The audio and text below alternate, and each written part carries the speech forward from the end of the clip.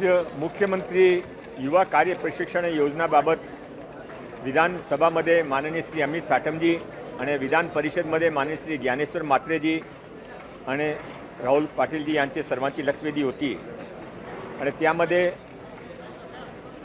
असा मी सर्व जे काही विस्तारित खुलासा केलेला आहे, हा योजना कधीही रोजगारसाठी न होती, हा फक्त प्रशिक्षणासाठी होती। त्यामध्ये जे गैरसमज निर्माण झाला त्याच्यात एक खुलासा आज झाला आहे। त्याशिवाय त्यामध्ये 1,16,000 विद्यार्थ्यांना त्याचं प्रशिक्षण मिळाला। 804 करोड रुपीजचा मी वितरित केला आणि आता पूर्वी ही योजना फक्त 6 महिन्याची होती। नवीन सरकार माननीय देवेंद्र फडणवीस साहेबांच्या नेतृत्वामध्ये आली तर हा 5 महिन्यासाठी एक्सटेन्शन आपण केला होता।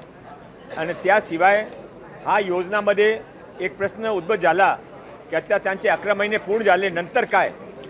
तो नंतर आपण त्याच्या मुलामुलीसाठी एक 6 सूत्री कार्यक्रम तयार केला आहे।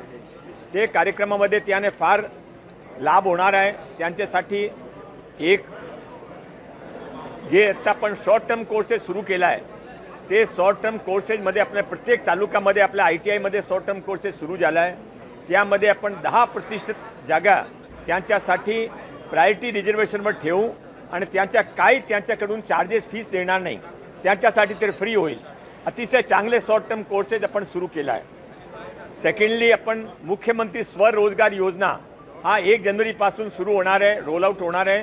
त्यामध्ये प्रथम वर्षामध्ये 5 लाख मुलामुलीने आपण 6 लाख रुपयेचा लोन 6% ची दरवर देणार आहे।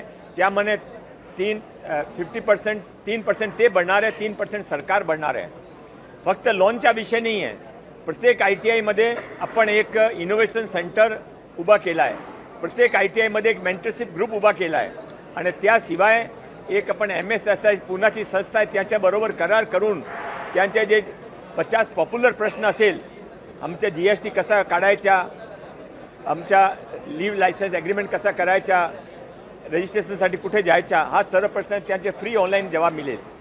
हा 5 लाख मुलामुलीने आम्ही 35 लाख मुलामुलीची लिस्ट आम्ही तयार केली आहे। त्यामध्ये हा 1,12,000 लोकांसाठी आम्ही 10% रिझर्वेशन ठेवू, प्रायोरिटी रिझर्वेशन।